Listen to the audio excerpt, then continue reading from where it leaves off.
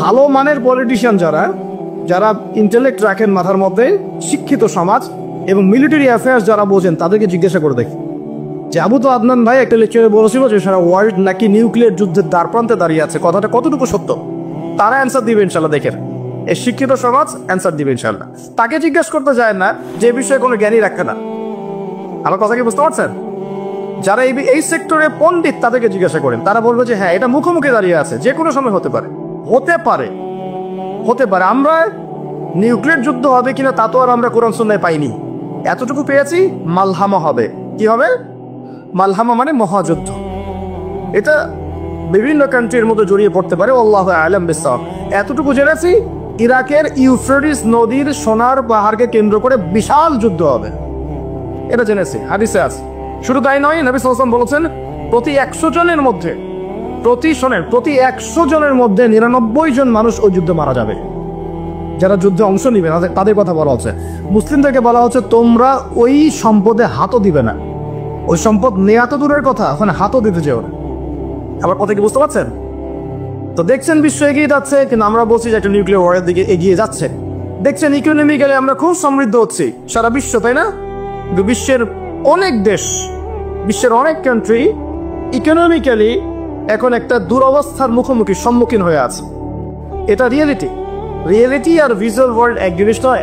আপনি দেখছেন মেয়েরা খুব এগিয়ে যাচ্ছে, একদম ওই যে স্টেজে ওটা নাচানাচি করছে, অধিকার আন্দোলন এভরিথিং, তাই না? কিন্তু বাস্তবতা কি জানেন? বাস্তবতা হচ্ছে আমাদের মা বোনরা বেপর্দা হচ্ছে দিন দিন বেশি, এবং তারা এগিয়ে যাচ্ছে জাহান্নামের দিকে। আর নবীজি বলেছেন এই কথাই, শেষ জামানায় এক শ্রেণীর নারী বের হবে, নিসাউন, মহিলা, ক্যাসিয়াতুন, যারা কাপড় পরে থাকবে, আরিয়াতুন, তারপরেও নগ্ন হবে, কাপড় পরেও নগ্ন থাকবে, এবং তারা অন্যকে আকৃষ্ট করবে, যে সিডিউস করবে, এবং অন্যের দিকেও আকৃষ্ট হবে, মানে নিজেও সিডিউস হবে। তো এই শ্রেণীর মেয়েরা কি এখন বের হয়নি? নবীজি মলস, গুলশান, ঢাকার big cities, mega cities, mega পয়েন্টগুলোতে যান, আপনি নিজের চোখেই দেখতে পারবেন। আপনার এখানে আছে? আচ্ছা, যাই হোক, হ্যাঁ, থাকতেই পারে, কারণ এগুলোতে এখন ছড়িয়ে পড়েছে কিভাবে? এই যে মোবাইল ফোনের মাধ্যমে। এমন কোনো জায়গা নাই এখন, বিশ্বের এমন কোনো জায়গা নাই যেখানে এই ফিতনাগুলো আসলে ছড়িয়ে পড়ে নাই। সো তারা ছড়িয়ে পড়েছে। এখন নবী সাল্লাল্লাহু আলাইহি ওয়াসাল্লাম এটাই বলছেন যে মেয়েরা পোশাক পরিবর্তন হয়ে যাবে, ছেলেরা মেয়ের পোশাক পরবে, মেয়েরা ছেলের পোশাক পরবে, পরে নাই। আর কোন নিদর্শনের জন্য অপেক্ষা করছেন? শুধু পোশাক পরিবর্তন মানে বাহ্যিক পোশাক নয়, এখানে আপনার সমাজের ফাংশনাল রোলটাও চেঞ্জ হয়ে যাবে। মেয়েরা ছেলেদের জায়গায় আসবে, ছেলেরা মেয়েদের জায়গায় আসবে। এসেছে কি আসে নাই? আচ্ছা, একটা বড় সাইন বলেছেন নবী সাল্লাল্লাহু আলাইহি ওয়াসাল্লাম লাস্ট ডে বা কিয়ামতের, সেটা হলো যে সমাজের সবচেয়ে নিম্ন শ্রেণীর মানুষ, মানে যাদের পরনে কাপড় ছিল না এবং পায়ে স্যান্ডেল ছিল না, বড়লোকদের কথা বলা হচ্ছে না হাদিসের মধ্যে। এখানে বলা হচ্ছে যে আনতারাল হুফাতাল উরাতাল আলাতা রিয়াআশ ইয়াতাতাওয়ালুনা ফিল বুনিয়া। এখানে এমন মানুষের কথা বলা হচ্ছে যারা নগ্ন পদের, খালি পায়ের, স্যান্ডেল কেনার টাকা নাই, খালি গায়ের মানে কাপড় কেনার টাকা নাই, এবং রাখাল শ্রেণীর মানুষ, তারা কি করবে? ইয়াতাতাওয়ালুনা ফিল বুনিয়ান, উঁচু উঁচু কনস্ট্রাকটিভ বিল্ডিংস নির্মাণের প্রতিযোগিতা করবে। হয়েছে কি হয়নি? কিভাবে সম্ভব হলো? রিবা, সুদের মধ্য দিয়ে, এবং করাপশন, অন্যের সম্পদ আত্মসাতের মধ্য দিয়ে। হয়েছে কি হয় নাই? তো আর কোন নিদর্শনের জন্য অপেক্ষা করছে? একটা একটা করে বলতে গেলে সারা রাত চলে যাবে।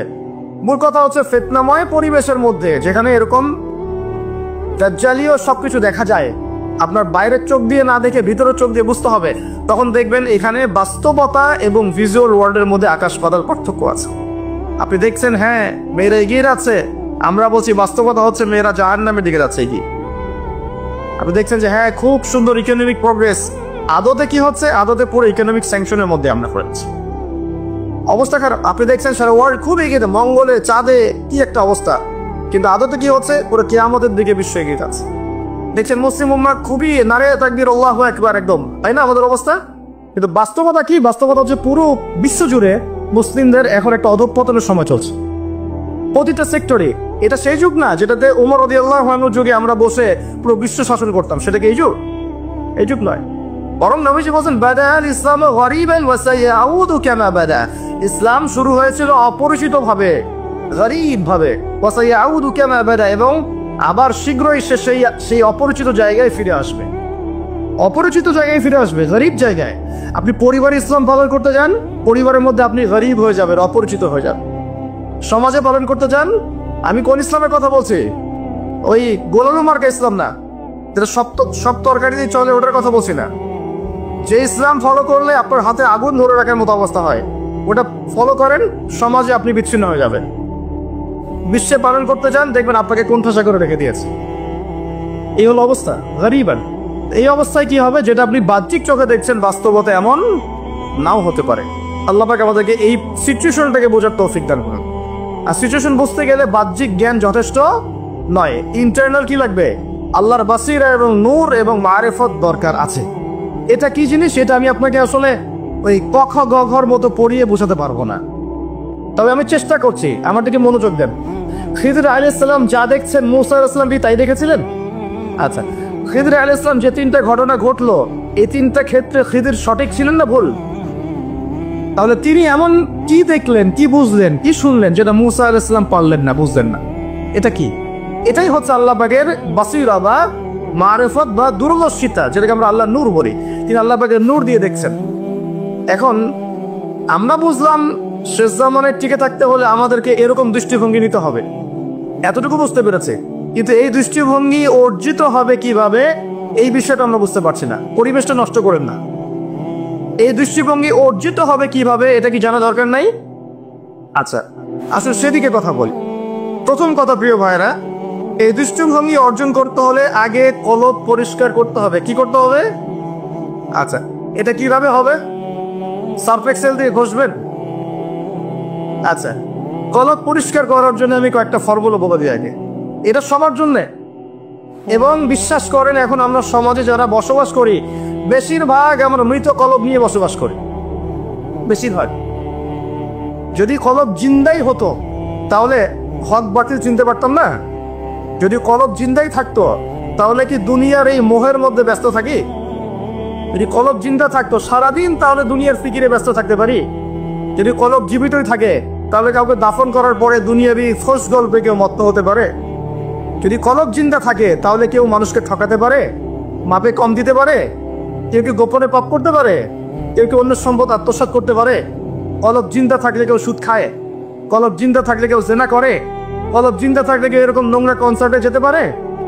অতএব বুঝতে পারছি এসব পরিস্থিতি দেখে যে আমাদের বেশিরভাগের কলব কি? মৃত, নিঃসন্দেহে মৃত, কোনো সন্দেহ নাই। নবী সাল্লাল্লাহু আলাইহি ওয়াসাল্লাম বলছেন, যখন আদম সন্তান একটা পাপ করে তখন কলবের মধ্যে একটা স্পট বা দাগ পড়ে, কালো একটা স্পট বা দাগ পড়ে। আবার যদি গুনাহ করে আবার স্পট পড়ে, আবার দাগ পড়ে, আবার গুনাহ করে আবার স্পট পড়ে। গোনার উপর গোনা করতে থাকে, পুরো কলবটা কালো কুচকুচে কুৎসিত হয়ে যায়, দুর্গন্ধযুক্ত। অনেস্টলি বলেন তো দেখি, অনেস্টলি বলেন যে আমাদের কলবগুলো এখন এরকম না? আমরা কন্টিনিউয়াসলি পাপ করি না? কতবার দিনে আস্তাগফিরুল্লাহ ওয়া আতুবু ইলাইহি পড়ি, কতবার? নবী সাল্লাল্লাহু আলাইহি ওয়াসাল্লাম এমন একজন ব্যক্তি যার আগের গুনাহ মাফ, পরের গুনাহও মাফ, তারপরেও তিনি দিনে 100 বার বলতেন আস্তাগফিরুল্লাহ ওয়া আতুবু ইলাইহি। আমাদের তো প্রয়োজন হয় না। আর আমাদের তো অনেকের, আমাদের সবার না, অনেকের অ্যাটিটিউডটা এমন যে সে জান্নাতে অলরেডি চলে গেছে এবং তার দল, তার সংগঠন অলরেডি জান্নাতে চলে গেছে। আপনার যদি লিস্ট লাগে আপনি আসেন, আমার কাছে ফর্ম পূরণ করেন, আপনাকে দিয়ে দিব জানি। এমন অ্যাটিটিউড নাই? আচ্ছা, এই অ্যাটিটিউডটা কিন্তু ইহুদিদের দর্শন। ওরা এরকম মনে করতো যে আমরা আল্লাহ সিলেক্টেড বান্দা, ইলেক্টেড বান্দা, যদি জাহান্নামে যাইও তাহলে অল্প কয়েকদিন থাকবো, তারপর বেরো চলে আসবো।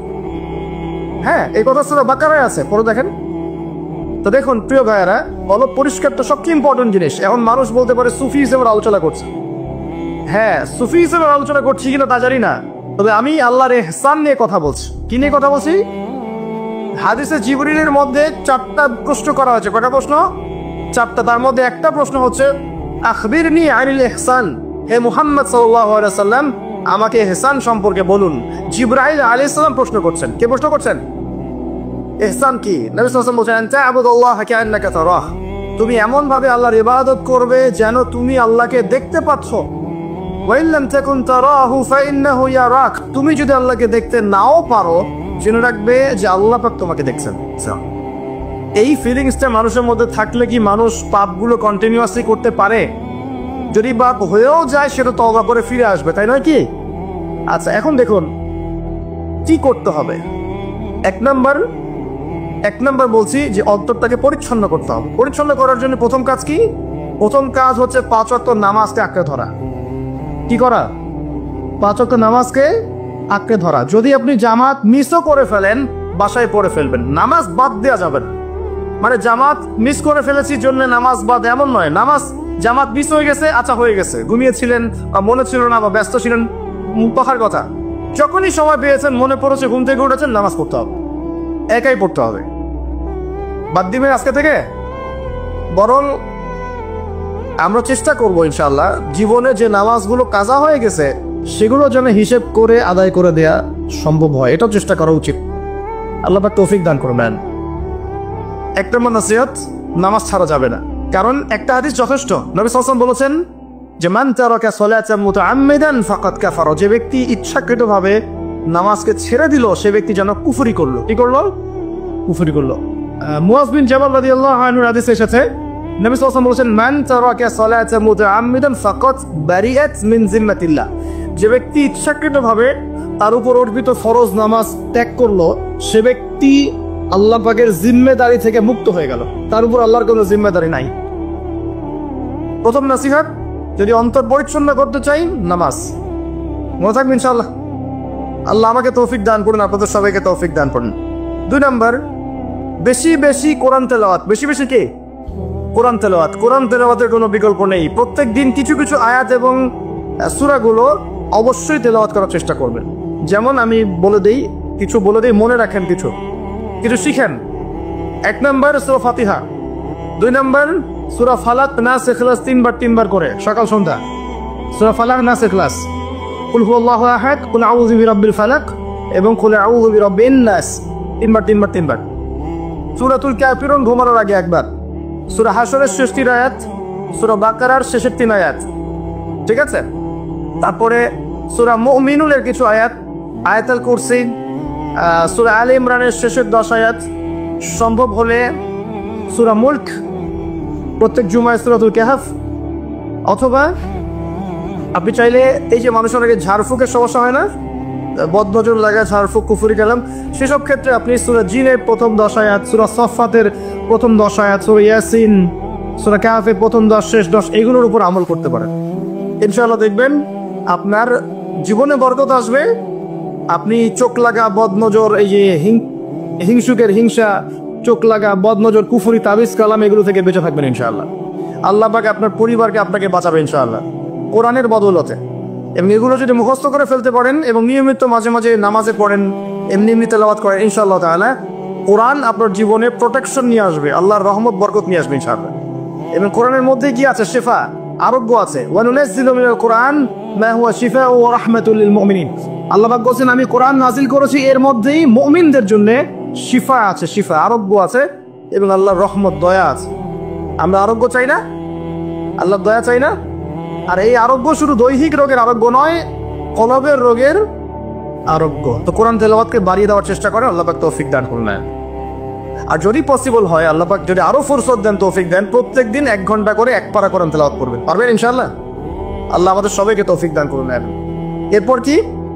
বেশি বেশি আল্লাহর জিকির। 1 নম্বর কি বলেছি? সালাত। 2 নম্বর কোরআন তেলাওয়াত। 3 নম্বর হচ্ছে আল্লাহর জিকির। বেশি বেশি আল্লাহর জিকির। আল্লাহর জিকির মানে শুধু আল্লাহ আল্লাহ এটাকে বোঝাচ্ছি না আমি। আল্লাহর জিকির মানে আপনি সবসময় ফিল করবেন, আল্লাহকে স্মরণ করবেন যে আল্লাহ পাক আপনাকে দেখছেন, আপনি আল্লাহর ইবাদত করছেন, আল্লাহ আপনাকে দেখছেন। আপনি আল্লাহকে দেখতে না পারলেও আল্লাহ আপনাকে দেখছেন, আল্লাহ আপনার কথা শুনছেন, আল্লাহ হাজির নাজির, আপনি ফিল করবেন। জিকির মানে কি? স্মরণ করা। জিকির মানে কি? স্মরণ করা। আপনি সুবহানাল্লাহ পড়ছেন, আল্লাহর জিকির করছেন, আলহামদুলিল্লাহ পড়ছেন, আল্লাহু আকবার পড়ছেন, লা ইলাহা ইল্লাল্লাহ পড়ছেন, হ্যাঁ, লা হাওলা ওয়ালা কুওয়াতা ইল্লা বিল্লাহ পড়ছেন, এগুলোতে আপনি আল্লাহর জিকির করছেন, আলহামদুলিল্লাহ। এখন ব্যবসা করতে গিয়েছেন, এই যে মাপের দাড়িপাল্লা উঠালেন, এই যে মাপে কম দিচ্ছেন, এখন কি আল্লাহ আপনাকে দেখছেন না? এই যে আপনি আল্লাহকে স্মরণ করছেন যে আল্লাহ আমাকে দেখছেন, মাপে কমটা দেওয়া যাবে না, যদিও কাস্টমার বুঝতে পারছে না। এই যে আপনি আল্লাহকে স্মরণ করলেন, এটাই আল্লাহর জিকির। এটা কি? আল্লাহর জিকির। আপনি ওই যে স্কুলে গিয়েছেন বা কলেজে গিয়েছেন, এখন মাশাআল্লাহ আপনার তো বান্ধবীর অভাব নাই, কয়েকজন বান্ধবী আপনাকে ফোর্স করছে, চল ওখানে গিয়ে কফি খাই, এই করি সেই করি, আজকে ঘুরে আসি রমনা পার্ক নাকি। তো এখন আপনি আল্লাহকে স্মরণ করছেন যে আমি আল্লাহকে দেখতে না পারলে আল্লাহ তো আমাকে দেখছে, না আমি তোমাদের সাথে যেতে পারবো না, এটা আমার জন্য জায়েজ নাই। এই যে আপনি আল্লাহকে স্মরণ করলেন, এটার নাম কি? আল্লাহ জিকির। সমাজের দায়িত্ব পেয়েছেন, আলহামদুলিল্লাহ, দায়িত্ব পাওয়া খারাপ কিছু নয়, এটাকে সঠিকভাবে পালন করাটাই চ্যালেঞ্জ। দায়িত্ব পাওয়া খারাপ কিছু নয়, দায়িত্বটাকে সঠিকভাবে পালন করাটা চ্যালেঞ্জ। দায়িত্ব পালন করতে গিয়ে আপনি ন্যায় বিচার করছেন, যখন দেখছেন যে এমন একটা বিচার সামনে চলে আসছে যে এখানে তো সমস্যা, এখানে ন্যায় বিচার করলে আমাকে হয়তো কিছু প্রতিবন্ধকতার শিকার হতে পারে, আর যদি অন্যায় করি তাহলে দুনিয়ার স্বার্থ আছে। এখন আপনি যদি অন্যায়টাকে বেছে নেন, আপনি আল্লাহ জিকির করেন নাই। যদি তখন আপনি ন্যায়টাকে বেছে নেন, আপনি তখন আল্লাহ জিকির করেছেন। আল্লাহ জিকির শুধুমাত্র সুবহানাল্লাহ, আলহামদুলিল্লাহ, তাসবিহ তাহলিলে নয়, সমাজে চলতে ফিরতে উঠতে বসে সবখানে আল্লাহ জিকির আছে। আল্লাহ স্মরণ, আল্লাহকে স্মরণ কর, আল্লাহ পাক তৌফিক দান করুন, জিকির বাড়িয়ে দেই। 4 নম্বর কি? 4 নম্বর হচ্ছে জ্ঞান অর্জন, মানে বেশি বেশি কোরআন সুন্নাহর জ্ঞান অর্জন করেন, আল্লাহর নূর মারিফাত পাওয়া যাবে ইনশাআল্লাহ। 5 নম্বর একটা বলে দেই, সেটা হলো আল্লাহওয়ালা মানুষ, যারা আল্লাহওয়ালা মানুষ, আল্লাহর এবং রাসূলের কথা বলেন, যারা মুত্তাকি, পরহেজগার এবং সৎ, এইসব মানুষদের সাথে সংস্পর্শে থাকেন, আল্লাহ পাকের নূর পাওয়া যাবে ইনশাআল্লাহ। আর 5টা কথা বললাম, খালি অনলি 5টা। এগুলোর পাশাপাশি আর 5টা বিষয় আছে, যাওয়া যাবে না। 5টা বিষয়ে যাওয়া যাবে না। 1, হিংসা মনে রাখাই যাবে না। মনে যার হিংসা আছে তার সাথে আল্লাহর নূরের কোনো সম্পর্ক নেই। সে কোশ্চিন কালেও খিদির হতে পারবে না, তার বড় বড় ডিগ্রি থাকতে পারে, সার্টিফিকেট থাকতে পারে, মনে হিংসা দিয়ে ভর্তি, কোশ্চিন কালেও আল্লাহ নূর এবং মারিফত অর্জন করতে পারবে না, সম্ভব না। কলবুন সেলিম, বিশুদ্ধ কলব, অবনত চিত্তের কলব না থাকলে এটা সম্ভব নয়। অতএব হিংসা করবেন। এখন তো হিংসার যুগ, এখন তো ওই যে বললাম না, ছেলে মেয়ে হয়ে যাচ্ছে, মেয়ে ছেলে হয়ে যাচ্ছে। এখন মেয়েরা কিন্তু খুব একটা ঝগড়া করে না, মেয়েদের কথাবার্তাগুলো এখন ছেলেদের মতো। বাইরে বের হয়, রিক্সা ডাক দেবে, এই রিক্সা এদিকে আসো, এই সিএনজি এদিকে আসো, ওর গলার ভয়েসটা ছেলেদের মতো। আর ছেলেরা কি করে দেখবেন, যে কোনো একটা ইস্যু পাক বা না পাক, অনলাইনে ফেসবুকে বসে আহলুল কমেন্ট, এখানে দেখবে সারাদিন ঝগড়া করছে, ঝগড়া করে করে করে লাস্টে বলবে যে আমিন না লিখে কেউ যাবেন না। এই হলো অবস্থা। এখন ঝগড়াটা একটা স্বভাব ছেলেদের মধ্যে আসে। ছেলেরা ঝগড়া করবে কেন? ছেলেরা মারামারি করে সরাসরি নাকি? ছেলেরা কি ঝগড়া করে নাকি? দীর্ঘদিনের ইতিহাস পড়ে দেখেন না আপনি, পুরো ওয়ার্ল্ডের হিস্ট্রি ঘেটে দেখেন, দেখবেন ছেলেদের গায়রব ব্যক্তিত্ব ছিল না। যুদ্ধ বিগ্রহ করবে ছেলেরা, বক্সিং খেলবে ছেলেরা, জিম করবে ছেলেরা, মার্শাল আর্ট শিখবে ছেলেরা এগুলো করবে। ছেলেরা চুলকাচুলকি ঝগড়া করে নাকি? চুলাচুলি করে নাকি ছেলেরা? এখন দেখবেন ফেসবুকে ঢুকলেই ছেলেরা কিন্তু মেনলি ঝগড়া করে। দেখছেন, খেয়াল করছেন? দেখেন সাইকোলজিক্যাল পরিবর্তন হয়েছে। ছেলেরা মেয়ে হয়ে যাচ্ছে, মেয়েদের মধ্যে সাইকোলজিক্যালি ছেলেদের প্রভাব বিস্তার হচ্ছে। অতএব হিংসায় যায় না, এটা হিংসার যুগ। হাবিল হন, কাবিল হয় না। আপনি হাবিল হন, কাবিল হতে চায় না। কারণ কাবিলের আমল নামায় নবী সাল্লাল্লাহু আলাইহি ওয়াসাল্লাম বলেছেন, কিয়ামত পর্যন্ত যত মানুষ খুন হবে, হাদিসটা শোনেন, কিয়ামত পর্যন্ত যত মানুষ খুন হবে, সমস্ত খুনের একটা পাপের অংশ কাবিলের আমল নামায় যুক্ত করা হবে। কারণ কি? কারণ পৃথিবীর ইতিহাসে সেই প্রথম খুনের সিলসিলা চালু করেছিল, সে তার ভাই হাবিলকে হত্যা করেছিল। হাবিল কাবিলের এই সুন্নত এখন নাই, আছে? মুসলিমদের মধ্যে দেখবেন বহু কাবিল করে বেড়াচ্ছে, আছে না? হাবিলের সুখ ওর ভালো লাগছে না, হাবিলের উন্নতি অগ্রগতি ওর পছন্দ হচ্ছে না, হাবিলের কুরবানি আল্লাহর কাছে কবুল হচ্ছে, ও সহ্য করতে পারছে না, এই জন্য সে কাবিল হয়ে গেছে। এরকম কাবিলের সংখ্যার অভাব নাই তো পৃথিবীতে। আর বাবা বলছি যে ভিতরের শত্রু চেনা খুব ডিফিকাল্ট, বাইরের গুলো চেনা যায়। আমরা দোয়া করি আল্লাহ রাব্বুল আলামিন ভিতর এবং বাইরের সব ধরনের শত্রুতা থেকে ইসলামকে হেফাজত করবেন, এবং যারা দুনিয়ার স্বার্থে ইসলামের বিরুদ্ধে শত্রুতা করবে, আল্লাহ পাক ওদের শিকড়টা উপরে ফেলে দেন। সামনে যান। 1 নম্বর কি রাখা যাবে না? হিংসা। একটা কথা বলে শেষ করি, আপনি যদি কারো প্রতি হিংসা করেন তাহলে কি হবে? আপনার প্রতি কি আপনার যত নেক আমল ধ্বংস হয়ে যাবে। হিংসা সেভাবে নেক আমলকে পুড়িয়ে দেয় যেমন করে আগুন কাঠকে পুড়িয়ে দেয়। হাদিস শুনেছেন? হাদিসটা, হিংসা সেভাবে নেক আমলকে পুড়িয়ে দেয় যেভাবে আগুন কাকে পুড়িয়ে দেয়? কাঠকে। আগুন কাছে আগুন ধরিয়ে দেন, কাঠ বাকি থাকে? কয়লা ছাই হয়ে যাবে, ঠিক একইভাবে আমল নামার নেকি সব ছাই হয়ে যাবে। আর যদি আপনাকে কেউ হিংসা করে, ঈর্ষা করে, মানে ঈর্ষা না হিংসা করে এবং আপনার দিকে বদ নজর দেয়, হ্যাঁ আপনার ক্ষতি চায়, আপনার সাথে কুফরি করে ইত্যাদি তাবিজ কবজ করে, তখন আপনারও ক্ষতি হতে পারে। চোখ লাগলে বদ নজর হলে তাবিজ কবজ আপনার ক্ষতি হতে পারে। আর এই ক্ষতি থেকে আপনি বাঁচবেন কিভাবে? এটা তো আপনার হাতে নাই, তাই না? কেউ যদি আপনাকে ঈর্ষা হিংসা করে, এটা তো আপনার হাতে নাই, আছে নাই? একটা উপায় হচ্ছে মানুষের থেকে নিজেকে যত পারেন আড়াল করার চেষ্টা করেন। এই যে বারবার বলি না, এত শোডাউনের দরকার নাই, ফেসবুকের দরকার নাই, অনলাইনের এই যে ছবি টবি দরকার নেই, এমনি এমনি বলি না। আমরা চাই যে মানুষ থেকে যতটা পারে আড়াল হতে, যতটা সম্ভব। কারণ এখন তো এর চেয়ে বেশি কিছু পাচ্ছি না, এতে ক্ষতি আছে, মানুষের চোখ লাগে। এখন আপনি বাঁচবেন কিভাবে? প্রতিদিন সূরা ফালাক, সূরা নাস, ইখলাস সকাল সন্ধ্যা 3 বেলা করে, সকাল সন্ধ্যা 3 বার করে সূরা ফালাক, সূরা নাস, সূরা ইখলাস। প্রত্যেক নামাজের পর আয়াতুল কুরসি, ঘুমানোর আগে আয়াতুল কুরসি, সূরা বাকারার শেষের আয়াত, সূরা মুলক। এই যে কোরআনিক চিকিৎসাগুলো আপনি যদি গ্রহণ করেন, ইনশাআল্লাহ তাআলা আপনি চোখ লাগা থেকে বাঁচবেন। ইনশাআল্লাহ ইনশাআল্লাহ আপনি বদনজর থেকে বাঁচবেন, হিংসার কুপ্রভাব থেকে বাঁচবেন ইনশাআল্লাহ। এগুলো কিন্তু হেলা কথা বলছি না, এটা এত মারাত্মক। নবী সাল্লাল্লাহু আলাইহি ওয়াসাল্লাম বলেছেন যে চোখ লাগা বদনজরগুলো এত মারাত্মক যে একটা জীবন্ত উটকে রান্নার পাত্রে নিয়ে আসতে পারে। এত ডেঞ্জারাস, এত ডেঞ্জারাস। তো হিংসা করবেনও না, হিংসার শিকারও যেন না হন। এই জন্য সূরা ফালাককে বেশি বেশি তিলাওয়াত করবেন। কুল আউযু বিরাব্বিল ফালাক মিন শাররি মা খালাক ওয়া মিন শাররি গাসিকিন ইযা ওয়াকাব ওয়া মিন শাররি নাফাযাতি ফিল উকাদ ওয়া মিন শাররি হাসিদিন এই যে ইযা হাসাদ। আমি হিংসুকের হিংসা থেকে আল্লাহ তোমার আশ্রয় চাচ্ছি যখন সে হিংসা করে। পারবেন সবাই? আর কি করা যাবে না? আল্লাহর নূর মারিফত পেতে হলে অহংকার করা যাবে না। কি যাবে না? আল্লাহ পাক সব পছন্দ করলে অহংকার পছন্দ করবেন না। আল্লাহ পাক অহংকার পছন্দ করবেন। আল্লাহ পাক অনেক পাপ মাফ করে দিতে পারেন, অহংকার আল্লাহ পাক খুব কঠিন ভাবে ধরেন। আল্লাহ পাক খুব কঠিন ভাবে অহংকারীকে আল্লাহ পাক কখনোই পৃথিবীতে টিকতে দেন নাই। অহংকার আল্লাহ পাকের চাদর, এটা ধরে কেউ টান দিতে পারে না। তো মনের মধ্যে যদি অহংকার থাকে, কোশ্চিন কালেও ডিগ্রি সার্টিফিকেট অর্জন করেও আল্লাহর নূর পাওয়া যা আপনি খিদের হতে পারবেন না, সিচুয়েশন বুঝতেও পারবেন না, সলিউশনও বের করতে পারবেন না। একজন সত্তার কথা বলে দেই, আমি আলোচনা গুটিয়ে নিচ্ছি আস্তে আস্তে ইনশাল্লাহ। একজন সত্তার কথা বলি, ইবলিস নামাজ মনে আছে? ইবলিস সে কি আল্লাহর একজন আবেদ ছিল না? ইবাদত করে নাই? তার জ্ঞান ছিল না? প্রচন্ড জ্ঞানী ছিল, আল্লাহ পাকে প্রচুর ইবাদত করেছে। কেন জাহান্নামী হল? কি কারণে জাহান্নামী হল? দেখেন, সে আল্লাহ পাকের আদেশকে লঙ্ঘন করেছে, সেজদা করে নাই। এই তো আদম আলাইহিস সালামও তো গাছের কাছে চলে গিয়েছেন। তাহলে আদম আলাইহিস সালামও তো গাছের কাছে গিয়েছেন, আল্লাহ পাকের হুকুমটা লঙ্ঘন হয়ে গেল না? ইবলিসও তো লঙ্ঘন করেছে। তাহলে উভয়ের মাঝে কি পার্থক্য?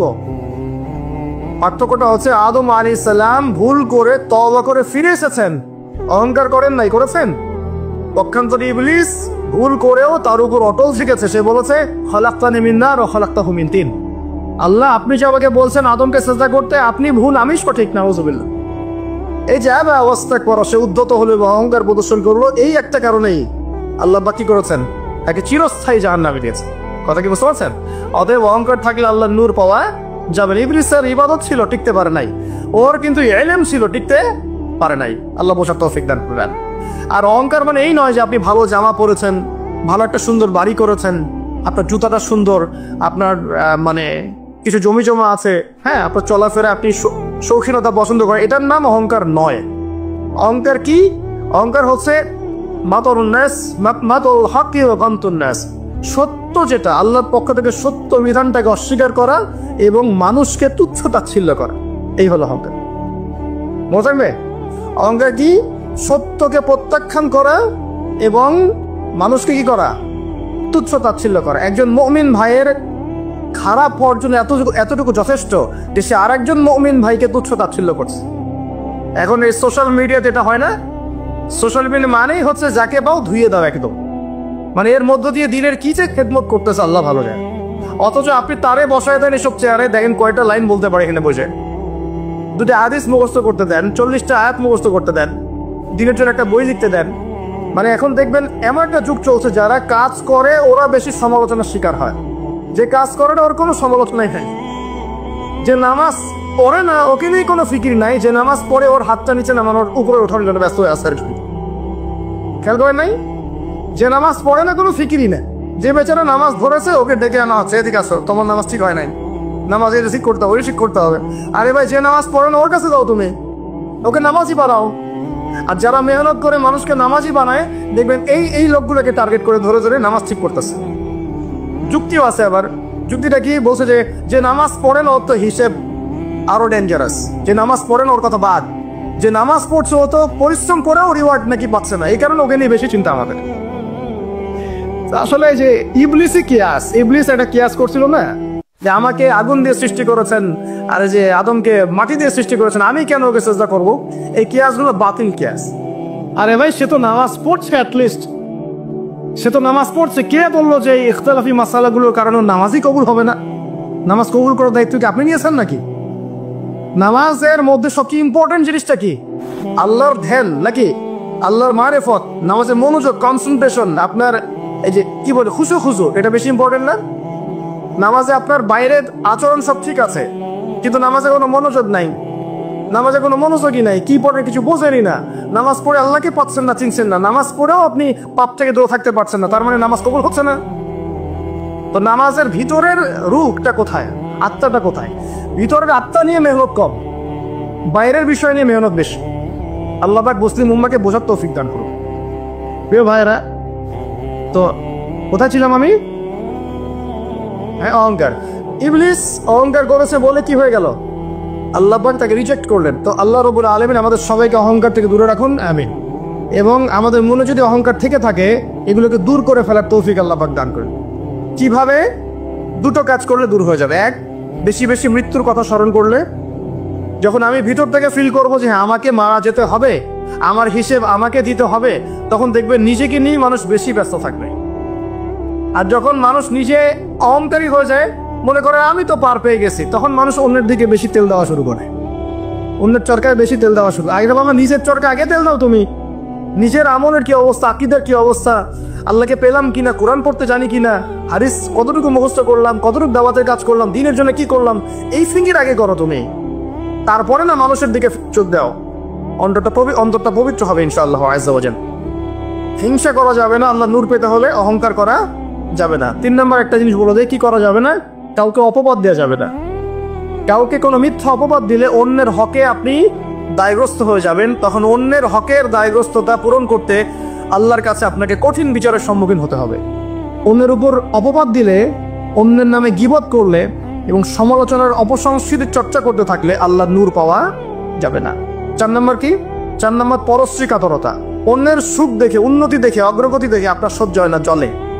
ঠিক আছে? এইরকম মিন মাইন্ডেড, মানে ছোট লোকের মনোভাব থাকলে কোশ্চিন কালে নূর কলবে আসবে না। আর 5 নম্বরটা হচ্ছে মানুষের প্রতি দয়ালু হতে হবে। কি হতে হবে? দয়ালু। দয়ালু মানে কি? যে সবাইকে আগে নিজের ভাই মনে করতে হবে। একজন ব্যক্তি পলিটিশিয়ান হোক, মিলিটারি সেক্টরে থাকুক, পুলিশ হোক, বিজিবি হোক, আনসার হোক, সাধারণ মানুষ হোক, যুবক যুবতী, কিশোর কিশোরে যেই হোক, এদেশের সবাই আমার আপন ভাইয়ের মতো, সবাই আমাদের ভাই, সবাই মুসলিম ভাই। হ্যাঁ, ওদের মধ্যে মাযহাবি পার্থক্য থাকতে পারে, তরিকার পার্থক্য থাকতে পারে, পলিটিক্যালি পার্থক্য থাকতে পারে, মতাদর্শের পার্থক্য কি থাকতে পারে না? থাকতে পারে। সবার মত কি একরকম হতেই হবে? কিন্তু তারা সবাই আমার মুসলিম ভাই। যতক্ষণ পর্যন্ত না তারা প্রকাশ্য কোনো কুফরির ঘোষণা দিয়েছে, ততক্ষণ পর্যন্ত কি সবাই মুসলিম ভাই। আগে সবাইকে ভাই মনে করে জনদরদিত হতে হবে। আগে সবার ভালোটা বুঝতে গেলে আগে জনদরদিত হতে হবে, রহম দিলওয়ালা হতে হবে। আপনি হকের উপর থাকবেন, ন্যায়টা ন্যায় হবে, অন্যায় অন্যায়। ন্যায় যদি আমার দুশ্মনও করে সেটাও ন্যায়, আর অন্যায় যদি আমার বাড়ির লোক করে সেটাও অন্যায়। একটা সৎ অন্তর লাগবে তৈরি। এই রহম দিলওয়ালা না হতে পারলে খিদির হওয়া যাবে না। কারণ আল্লাহ পাক খিদির সম্পর্কে বলেছেন যে আমি খিদির আলাইহিস সালামকে আমার পক্ষ থেকে রহমত দিয়েছিলাম, দয়া দিয়েছিলাম। সুবহানাল্লাহ। ওয়া আল্লামনাহু মিন লাদুন্না ইলমা, এবং আমি আল্লাহ খিদিরকে আমার পক্ষ থেকে জ্ঞান শিক্ষা দিয়েছিলাম। তো এই কয়েকটা বিষয় করা যাবে, আর কিছু কিছু বিষয় করা যাবে না। এগুলো যদি মেনে চলতে পারি ইনশাআল্লাহ আমাদের কলবের মধ্যে আল্লাহর পক্ষ থেকে আল্লাহর নূর আসবে ইনশাআল্লাহ। সেটা হলো কোরআন একটা সূরা আছে, সূরার নামই হচ্ছে সূরা নূর। কি নাম? এই সূরার উপর যদি আপনি আমি আমল করতে পারি ইনশাআল্লাহ তাআলা আল্লাহ নূর এবং মারিফত পাওয়া যাবে। কেন পেতে হবে এগুলো? কারণ এগুলো পেলে আমরা সেটা দেখবো যে সবাই দেখতে পারবে না, আমরা সেটা শুনবো সবাই সেটা শুনবে না, আপনি সেটা উপলব্ধি করবেন সবাই সেটা উপলব্ধি করতে পারবে না। বাহ্যিকভাবে সবাই একটা কিছু বুঝবে, কিন্তু আপনি রিয়েলিটি বুঝতে পারবেন যে আসলে বাস্তবটা কি হচ্ছে। এবং বাস্তবতা বুঝতে পারলে পরেই আমরা ইনশাআল্লাহ তাআলা ওই ফিতনাগুলো চিহ্নিত করতে পারবো, সেখান থেকে বাঁচার পথ খুঁজতে পারবো ইনশাআল্লাহ। আমার কথা কি বুঝতে পারছেন? আচ্ছা, এবার শেষ করার আগে একটু গুটিয়ে নেই। এর পাশাপাশি আপনি দুইটা সূরা পড়বেন, সূরা কাহফ এবং সূরা বনী ইসরাইল। এই সূরা কাহফ বনী ইসরাইল একসাথে রিলেটেড। এখন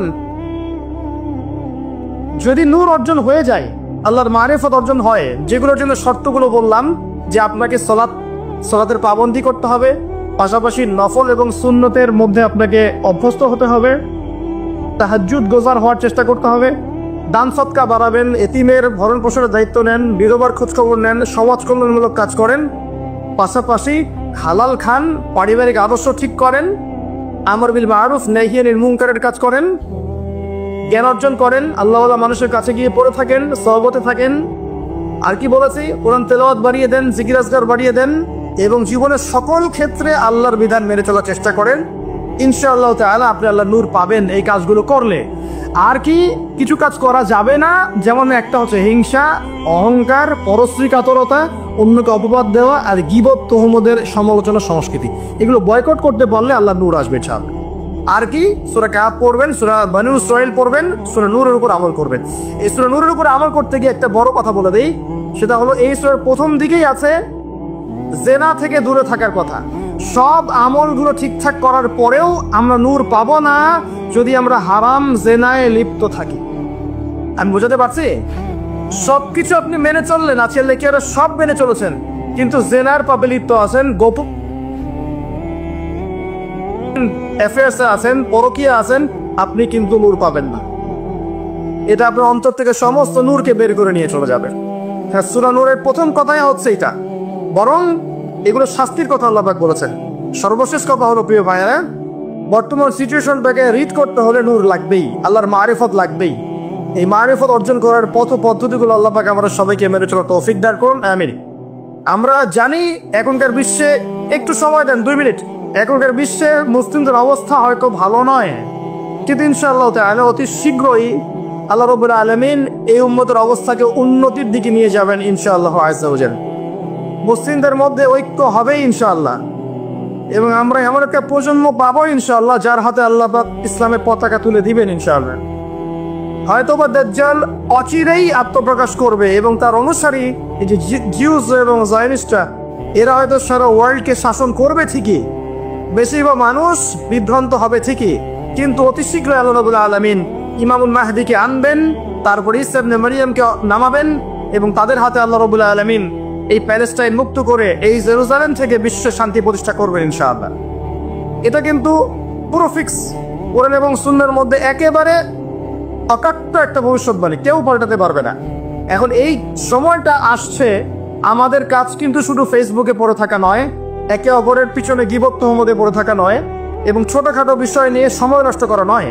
আমাদের কাজগুলো পড়াশোনা করা, পারিবারিক আদর্শ ঠিক করা, সৎ কাজের আদেশ করা, অসৎ কাজে নিষেধ করা, আল্লাহ নূর অর্জন করা, আল্লাহওয়ালা মানুষের কাছে থাকা, এবং উম্মাহকে বিভক্ত করতে যায় না, ঐক্যবদ্ধ করার চেষ্টা করে। আমাদের উপরে যারা আছে যে কোনো সেক্টরে, তাদের সাথে শত্রুতা পোষণ করার প্রয়োজন নেই, বরং দোয়া করতে শেখেন এবং তাদের ভুলভ্রান্তিগুলোকে গঠনমূলকভাবে ধরিয়ে দেন। আরো বলবো যে তাদেরকে উত্তম নসিহত করেন এবং আল্লাহর কাছে বেশি বেশি দোয়া করেন, আল্লাহ রাব্বুল আলামিন যেন আমাদের উপরে এমন কিছু মানুষকে এনে দেন যাদের মধ্য দিয়ে ইসলামের খেদমত হবে ইনশাআল্লাহ, ইসলাম এগিয়ে যাবে ইনশাআল্লাহ তাআলা। আল্লাহ পাক আমাদের সবাইকে পবিত্র কোরআন এবং হাদিস অনুযায়ী জীবন যাপন করার তৌফিক দান করুন। এই বিশ্বের ইতিহাসটা শেষ হবে একজন নবীর হাতে, যতক্ষণ না তিনি আসছেন, যতক্ষণ না সারা ওয়ার্ল্ডে তিনি ইসলামী খেলাফা পুনরায় কায়েম করছেন, ততক্ষণ কিয়ামত হবে না ইনশাআল্লাহ। একদম টেনশন করেন না, কিয়ামত হবেই না যতক্ষণ উনি আসছেন না ইনশাআল্লাহ আযজা ওয়া জাল।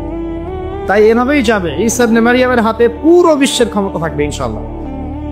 তিনি সবচেয়ে বড় ক্যারেক্টার শেষ জামানার, আর তার অনেক আগেই ইমামুল মাহদী ইন্তেকাল করবেন, অনেক আগেই ইমামুল মাহদী ইন্তেকাল করবেন।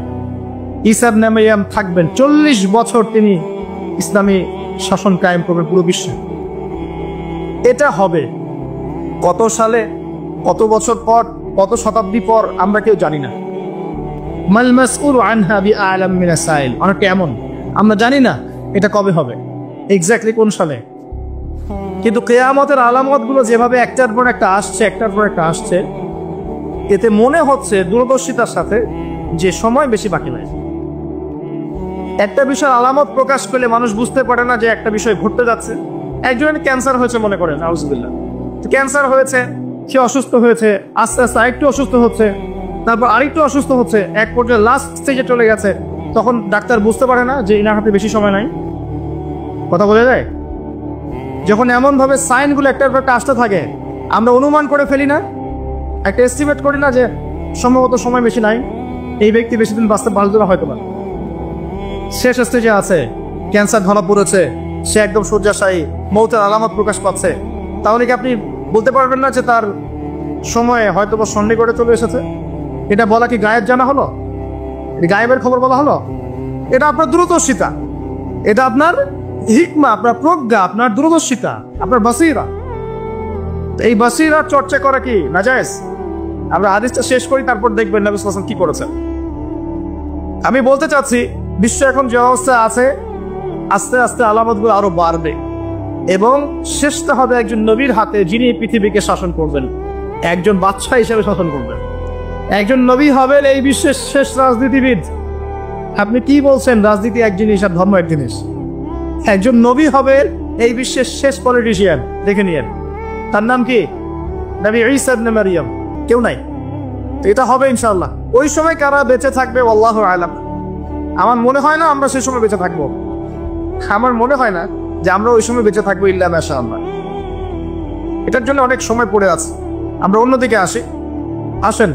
এখানে একটা বিষয় আপনাকে ক্লিয়ার করা হলো যে কোরআন এবং হাদিস ইসলামের মূল মানদণ্ড। এটার উপর 5টা পিলার দাঁড়িয়ে আছে: সালাত, তার আগে তাওহীদ এবং সুন্নাহ, যাকাত, রমাদানের সওম এবং হজ। এটাকে নিয়ে একটা ইসলাম দিন, কমপ্লিট কোড অফ লাইফ, জীবনের সব ক্ষেত্রে সমাধান আছে। এর বাইরে অন্য কোনো দিন তালাশ করলে জাহান্নামে যাবে।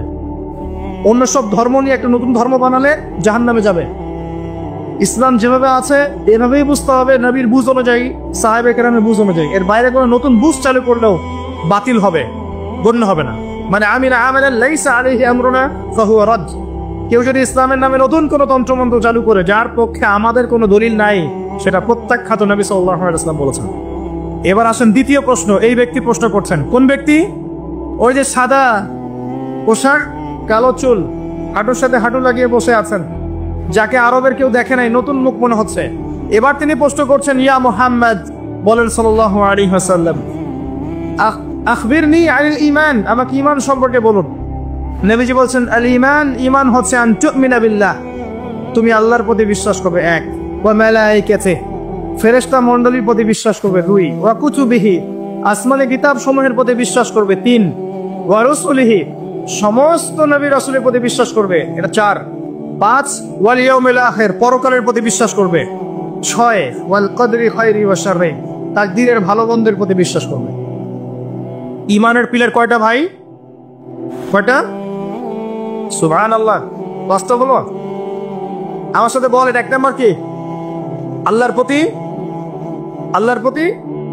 2 নাম্বার বলেন মালায়েকার প্রতি বিশ্বাস, 3 নাম্বার ভুলে গেছেন, আসমানি কিতাব সমূহের প্রতি বিশ্বাস, 4 নাম্বার রাসূলগণের প্রতি ঈমান, 5 নাম্বার ওয়াল ইয়াউমিল আখির, মানে কি? পরকালের প্রতি ঈমান, 6 নাম্বার ভাগ্য, তাকদীরের ভালো মন্দের প্রতি ঈমান। মনে থাকবে? ঈমানের পিলার 6টা। কয়টা? 6টা। ইসলামের পিলার কয়টা ছিল? 5টা। এই 6টা পিলারকে আবার 3টা কাজ করতে হবে। কয়টা কাজ? 1 নাম্বার তাসদীক বিল জিনান, আপনাকে অন্তর থেকে বিশ্বাস করতে হবে, এগুলোকে অন্তর দিয়ে বিশ্বাস করতে হবে। আব্দুল্লাহ বিন উবাই মুনাফিকের মতো মুখ দিয়ে স্বীকৃতি শুধু নয়, অন্তর দিয়ে বিশ্বাস করতে হবে। তারপরে ইকরার বিল লিসান, আপনাকে মৌখিক স্বীকৃতি প্রদান করতে হবে। 2, 3 নাম্বার হচ্ছে ওয়াল আমালু বিল আরকান, আপনাকে কাজে বাস্তবায়ন করতে হবে। তাহলে ঈমানের 6 পিলারকে কি করব? 3 কাজ করব। কয় কাজ? 3 কাজ। 1 নাম্বার অন্তরে বিশ্বাস, 2 নাম্বার বলেন মুখে স্বীকৃতি, 3 নাম্বার কাজে বাস্তবায়ন। কেউ যদি বলে আমি মনে বিশ্বাস করি, আমার নামাজ না পড়লেও চলে, চলবে? কেউ যদি বলে আমি মনে অনেক বিশ্বাস করি, যাকাত না দিলেও চলে, আমার চলবে? অনেকে তো এখন এমনও বলে যে আমার নামাজ রোজা হজ জাকাত কিছুরই দরকার নেই, আমি মারেফাতের উচ্চ আসনে পৌঁছে গেছি, বলে না? আছে না এরকম ভণ্ডপীর, আছে না? সাবধান, ঈমান আমল হারাবেন না। ওয়া'বুদ রাব্বাকা হাত্তা ইয়াতিয়াকাল ইয়াকিন। নবী সাল্লাল্লাহু আলাইহি ওয়াসাল্লামকে বলা হয়েছে শেষ পর্যন্ত, মওত আসার আগ পর্যন্ত তুমি আল্লাহর ইবাদত করতে থাকো। আর এখন এক শ্রেণী মানুষ বলছে নামাজ রোজা হজ জাকাত আমাদের লাগে না, সাধারণ মানুষের লাগে। আমরা তো পৌঁছাই গেছি জায়গা মতো। কোথায় পৌঁছাই গেছেন ভাই? সুবহানাল্লাহ। তো তিনটা কাজ করাই জরুরি। অন্তরে বিশ্বাসও যেমন করতে হবে, মুখে স্বীকৃতি দিতে হবে, এবং কাজে বাস্তবায়ন করতে হবে। আল্লাহ পাক তৌফিক দান করুন, আমিন। কাজে বাস্তবায়ন করতে গিয়ে আপনার দ্বারা ভুল ত্রুটি হতে পারে, কবিরা গুনাহও হতে পারে। আপনি সুদ খেয়ে ফেলতে পারেন, জেনা করে ফেলতে পারেন, আপনি কি বলবো হারাম খেতে পারেন, কবিরা গুনাহ করে ফেলতে পারেন, মিথ্যা বলতে পারেন, গীবত করতে পারেন, ইত্যাদি ইত্যাদি। অনেক বড় বড় পাপ করতে পারেন কাজ করতে গিয়ে। তখন আপনার জন্য তওবার দরজা খোলা আছে না নাই? মওত পর্যন্ত তওবার দরজা খোলা আছে না নাই? আপনার জন্য তওবার দরজা খোলা আছে, আপনি তওবা করে ফিরে আসতে পারবেন। কেউ যদি কবিরা গুনাহ করে, সেটি কাফের হয়ে যাবে? তাকে কি হত্যা করা লাগবে?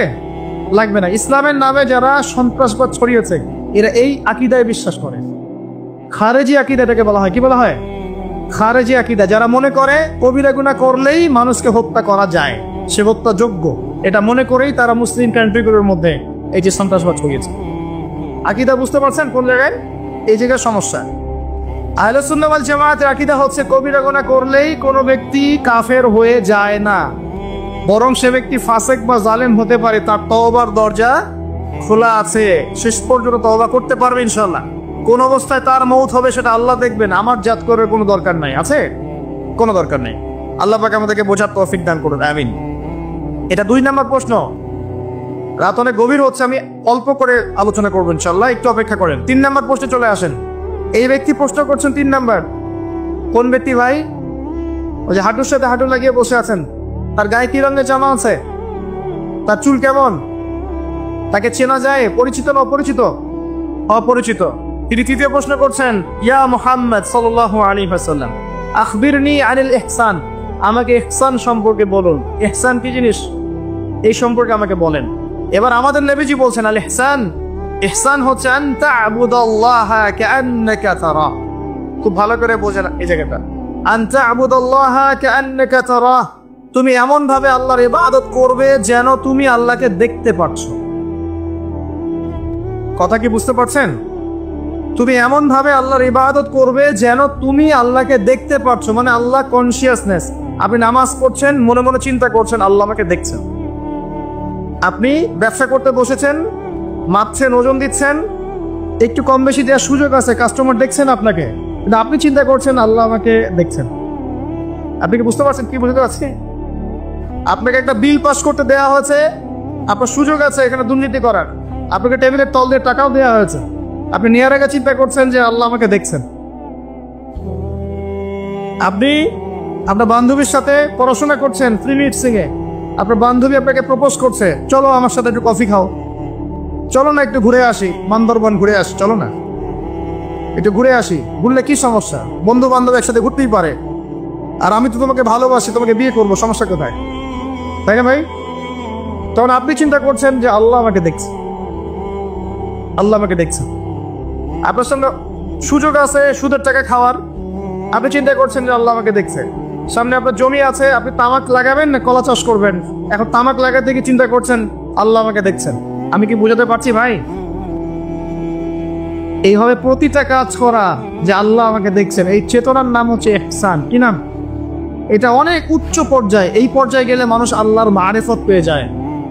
এই পর্যায়ে গেলে মানুষ আল্লাহকে পেয়ে যাবে ইনশাআল্লাহ তাআলা। যখন একজন মানুষ প্রতিটা কাজে ফিল করবে যে আল্লাহ আমাকে দেখছেন। এই যে আপনি রোজা রাখবেন, খাবেন না, পানাহার করবেন না, বাথরুমে গিয়ে পানি খেতে পারেন না, কেউ দেখবে? কেন খান না? কি জন্য খান না? মনে করেন না যে আল্লাহ আপনাকে দেখছেন? এইটাই হলো ইহসান, যে আপনি চিন্তা করছেন আল্লাহ আমাকে প্রতিটা কাজেই দেখছে। আপনি আল্লাহ বিরোধী কোনো কাজ করতে পারি না, আল্লাহ আমাকে দেখছেন। আমি কারোর প্রতি জুলুম করতে পারি না, আল্লাহ আমাকে দেখছেন। বোনের সম্পত্তি আত্মসাৎ করতে পারি না আমি, আল্লাহ আমাকে দেখছেন। নামাজ না পড়ে আমি বাসায় ঘুমিয়ে থাকতে পারি না, আল্লাহ আমাকে দেখছেন। যাকাত না দিয়ে আমি থাকতে পারি না, আল্লাহ আমাকে দেখছেন। রমজানের রোজা না রেখে আমি থাকতে পারবো না, আল্লাহ আমাকে দেখছেন। আমি পর্দা না করে বেহায়ের মতো চলতে পারি না, আল্লাহ আমাকে দেখছেন। এই চেতনার নাম কি? ইহসান। মনে থাকবে ভাই, নবীজি বলছেন আনতা আবুদুল্লাহ কাআন্নাকা তারা ওয়া ইল্লাম তাকুন তারা। আর তুমি যদি আল্লাহকে সচক্ষে দেখতে না পারো, কারণ আল্লাহকে তো দুনিয়ার চোখ দিয়ে দেখা সম্ভব না, এটা মনের চোখ দিয়ে ফিল করা যায় আল্লাহ আমার কাছে আছে। যদি তুমি আল্লাহকে দেখতে না পারো তাহলে জেনে রেখো ওয়া ইল্লাম তাকুন তারা ফাইন্নাহু ইয়ারাক, যে আল্লাহ পাক তোমাকে দেখছেন। এই চেতনা লালন করো। আমরা অনেক চেতনার কথা বলি না, এখন সবচেয়ে বড় এবং গুরুত্বপূর্ণ চেতনা হচ্ছে আল্লাহর চেতনা, আল্লাহর অস্তিত্বের চেতনা। আল্লাহ আমাকে দেখছেন, এই চেতনা, এটা যথেষ্ট জান্নাতে যাওয়ার জন্য। কোনো মানুষ যদি এভাবে চিন্তা করে যে আল্লাহ আমাকে দেখছেন, আমি আল্লাহকে দেখতে পারছি না, তো কি হয়েছে, আল্লাহ আমাকে দেখছেন, এই ব্যক্তি কি পাপ করতে পারবে? এই ব্যক্তি গোপনেও কি পাপ করতে পারবে? যদি পাপ করেও ফেলে তার মধ্যে অনুশোচনা আসবে না? আল্লাহ আমাকে দেখেছেন। যদি পাপ করেও ফেলে দেখবেন 2 রাকাত নামাজ পড়ে বলছে আল্লাহ আমাকে মাফ করে দাও। আমাদের চলতে ফিরতে পাপ হতে পারে, স্পেশালি যুবকদের পাপ বেশি হতে পারে। যদি পাপ হয়ে যায় হতাশ হবেন না, পাপ হয়ে গেছে হতাশ হবেন না। ওযু করবেন, জায়নামাজে দাঁড়াবেন, 2 রাকাত নামাজ পড়বেন, ওই পাপের কথা আল্লাহকে বলে ক্ষমা চাইবেন। ইনশাআল্লাহ আল্লাহ পাক আপনার গুনাহকে নেকি দিয়ে পরিবর্তন করে দেবেন। সব যতবার পাপ হবে ততবার নামাজে দাঁড়াবেন, ততবার ওযু করবেন, ততবার 2 রাকাত নামাজ পড়বেন এবং আল্লাহর কাছে ক্ষমা চাইবেন। ইনশাআল্লাহ আল্লাহ মাফ করবেন। শয়তান আপনাকে হতাশ করতে যাবে, সাস্টেট করতে যাবে। আরে তুমি অন্যায় করেছো, এত বড় বড় পাপ করেছো, তুমি পর্নোগ্রাফি দেখো, তুমি মেয়ের সাথে জেনা করেছো, তুমি মদ খাও, তুমি এই করো, তুমি কিভাবে আল্লাহর সামনে দাঁড়াবে, কোন মুখ নিয়ে দাঁড়াবে? এগুলো শয়তানের ওয়াসওয়াসা। কার ওয়াসওয়াসা? আল্লাহ পাক ক্ষমা করতে করতে ক্লান্ত হবেন না, আপনি ক্ষমা চাইতে চাইতে ক্লান্ত হয়ে যাবেন ইনশাআল্লাহ। আল্লাহ পাক এমন গফুর ও রহিম। এক ব্যক্তি 99টা খুন করেছে। কয়টা? 99টা খুন করে এক আলেমের কাছে গিয়ে বলেছে যে আমার কি তওবা হবে? সে বলেছে না, তওবা হবে না। সে বলেছে কি তওবা হবে না। সে আলেম ছিল না, সে আবেদ ছিল। আবেদ মানে ইবাদত করতে বেশি বেশি, খুব বেশি জ্ঞান ছিল না। আমাদের মতো আমরা কিন্তু ইবাদত বেশি করি, জ্ঞান খুব কম। তো সে ছিল আবেদ, সে বলেছে না তওবা হবে না। তো ও বেটারেও কোপ দিয়ে 100টা খুন করে ফেলেছে, 100 ফিল আপ। এবার সে চিন্তা করছে যে আমি কি করব। আরেকজন আলেমের কাছে গিয়ে বলছে আমি 100টা খুন করেছি, তওবা হবে? এই আলেম সত্যিকারের আলেম ছিলেন, তিনি বলেন হ্যাঁ তওবা হবে, তুমি ইস্তেগফার করো এবং এই এলাকা থেকে চলে যাও, অন্য এলাকায় গিয়ে থাকো, অন্য একটা এলাকায় গিয়ে থাকো, এখানে তোমার স্মৃতি জড়িত আছে, অন্য জায়গায় হিজরত করে গিয়ে থাকো। তো সে ব্যক্তি চলে গেল, যাওয়ার পথে তার মৃত্যু হয়ে গেছে। আল্লাহ পাকের ফেরেশতা চলে এসেছে, আযাবের ফেরেশতা এবং জান্নাতের ফেরেশতা, তারা নিজেদের মধ্যে এখন তর্ক করছে কে রূহটা নেবে, আত্মাটা কে নেবে। ওই যে রূহ কাকে বলে, সায়েন্সকে জিজ্ঞাসা করেন, সায়েন্সের প্যান্ট খারাপ হয়ে যাবে, রূহ কাকে বলে, উত্তর তো দেখি। এখন আল্লাহ পাক এই বান্দাকে মাফ করতে চাচ্ছেন, তিনি কি করলেন? আল্লাহ পাক কৌশল করলেন। তিনি বললেন জমিনটা মেপে দেখো, ফেরেশতারা তোমরা জমিন মেপে দেখো, সে যেখান থেকে বের হয়েছে সেখানকার দূরত্ব বেশি না যেখানে যাচ্ছিল ওখানকার দূরত্ব বেশি। এবং আল্লাহ পাক জমিনকে আদেশ করলেন এই জমিন তুমি লম্বা হয়ে যাও। জমিন আল্লাহর আদেশ শোনে না? এই পাহাড় আল্লাহর আদেশ শোনে না? শোনে। পাহাড়ে যা হচ্ছে, আল্লাহ রাব্বুল আলামিনের গজব চলে আসলে এই পাহাড় দেখবেন মানুষের উপর গজব ফেলবে ইনশাআল্লাহ তাআলা। সমুদ্রের কিনারে যা হচ্ছে আমরা দেখে আসলাম, যে নগ্নতা অশ্লীলতা চলছে, যখন আল্লাহ পাকের গজব আসবে দেখবেন সমুদ্র ভাসিয়ে দেবে সবাইকে, দেখবেন ইনশাআল্লাহ। আল্লাহর আদেশ যখন চলে আসবে প্রকৃতি আল্লাহর কথা শুনবে। জমিনকে আল্লাহ বললেন লম্বা হয়ে যাও, জমিন লম্বা হয়ে গেল। এবার ফেরেশতারা মেপে দেখলো সে যেখানে যাচ্ছিল ওর পরিমাণটা বেশি। আল্লাহ পাক বললেন ওকে মাফ করে দাও, ওকে মাফ করে দাও। 100 খুন করেছে। কত খুন? এটা বলে আপনাকে আমি খুন করতে উৎসাহিত করছি না, কথা কি বুঝতে পারছেন? আমি আপনাকে খুন করতে উৎসাহিত করছি না। আমি বলছি আল্লাহ পাকের দয়া এত প্রশস্ত যে আপনি পাপ করলে হতাশ হবেন না, হতাশ হয়ে যাবেন না। যেমন অনেক পাপ করে ফেলেছে আল্লাহ মাফ করবেন, এমন চিন্তা করবেন না। আরেক ব্যক্তির ঘটনা আছে, এগুলো কিন্তু গল্প না, এগুলো বনী ইসরাইলের কাহিনী, সত্যিকারের ঘটনা। আরেক ব্যক্তি এত বেশি পাপ করেছিল যে নিশ্চিত যে আমি মারা গেলে জাহান্নামে যাব। এখন সে মওতের আগে তার সন্তানদেরকে বলছে যে আমি মারা গেলে আমার লাশটাকে পুড়িয়ে ফেলবা, লাশটা পুড়িয়ে ফেলে অর্ধেক ছাই বাতাসে ভাসিয়ে দিবা, অর্ধেক ছাই সাগরে ভাসিয়ে দিবা, অর্ধেক ছাই বাতাসে উড়িয়ে দিবা, অর্ধেক ছাই সাগরে ভাসিয়ে দিবা। সন্তানরা তাই করলো। আল্লাহ পাক সাগরকে বললেন ছাই জমা করে দাও, বাতাসকে বললেন ছাই জমা করে দাও। এরা ছাই জমা করে তাকে আবার পুনরুত্থিত করা হলো। এবার আল্লাহ জিজ্ঞাসা করছেন, তুমি এই কাজটা কেন করেছো না? বলো, এই কাজ তুমি কেন করেছো? সেই ব্যক্তি বলছে, মিন খাশিয়াতিকা ইয়া রাব্বি, হে আল্লাহ, আমি তোমার ভয়ে এই কাজটা করেছি। আর তুমি আল্লাহ খুব ভালো করেই জানো যে আমি তোমার ভয়ে করেছি না অন্য কোনো কারণে করেছি। আল্লাহ পাক বললেন, তুমি আমার ভয়ে যদি করে থাকো আমি তোমাকে মাফ করে দিলাম।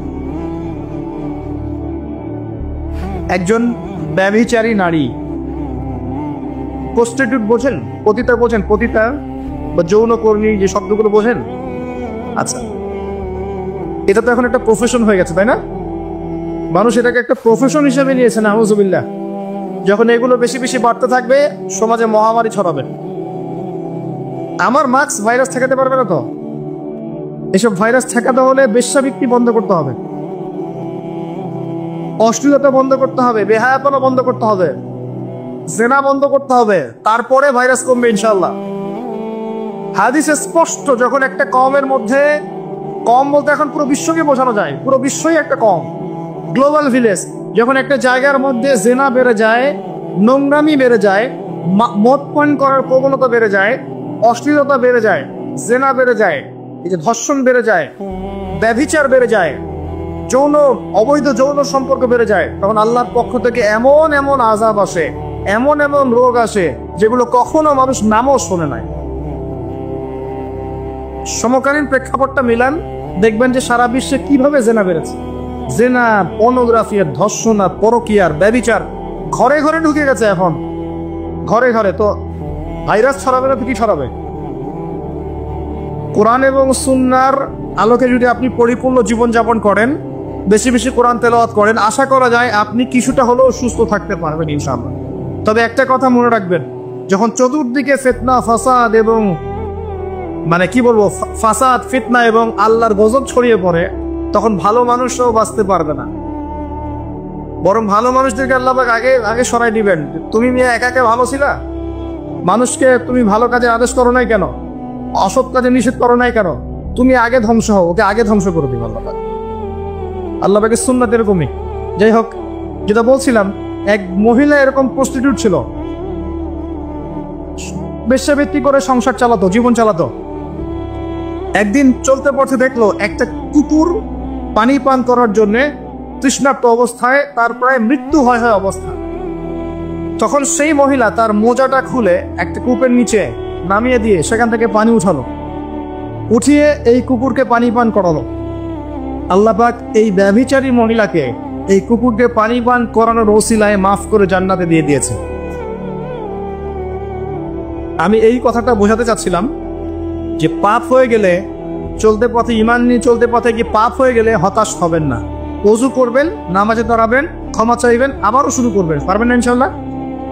আল্লাহ পাক তৌফিক এনায়েত করুন, আমিন।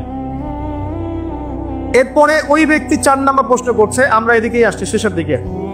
এবার চতুর্থ প্রশ্ন সে ব্যক্তি করছে যে আখবিরনি আনিস সাআহ, হে মুহাম্মদ সাল্লাল্লাহু আলাইহি ওয়াসাল্লাম, আমাকে কিয়ামত সম্পর্কে বলুন। সাআহ মানে হচ্ছে কিয়ামত, আমাকে কিয়ামত সম্পর্কে বলেন। এবার নবীজি বলছেন, মাল মাসউলু আনহা বিআ'লাম মিনাস সাইল। নবীজি বলছেন সাল্লাল্লাহু আলাইহি ওয়াসাল্লাম, যে প্রশ্ন আপনি করেছেন এই ব্যাপারে প্রশ্নকারী উত্তরদাতা উভয়ের জ্ঞান সমান, কেউ কারো চেয়ে বেশি জানে না। মানে কেউই জানে না কবে কিয়ামত হবে, এটা তিনি বোঝাতে যাচ্ছেন। এবার সেই ব্যক্তি আরো একটা প্রশ্ন করছে, ফাখবিরনি আন আমারাতিহা, যদি আপনি এক্স্যাক্টলি বলতে না পারেন কোন দিন কিয়ামত হবে, তাহলে অন্তত এতটুকু বলেন যে কিয়ামতের আলামত গুলো কি কি, যেটা আপনারা প্রশ্ন করেছেন, যেটা আপনাকে টপিক দিয়েছেন, কিয়ামতের আলামত গুলো কি কি, এটা প্রশ্ন করেছেন এই ব্যক্তি নবী সাল্লাল্লাহু আলাইহি ওয়াসাল্লামকে। এবার আল্লাহর রাসূল সাল্লাল্লাহু আলাইহি ওয়াসাল্লাম এই হাদিসের মধ্যে মাত্র 2টা আলামত বলেছেন। কয়টা?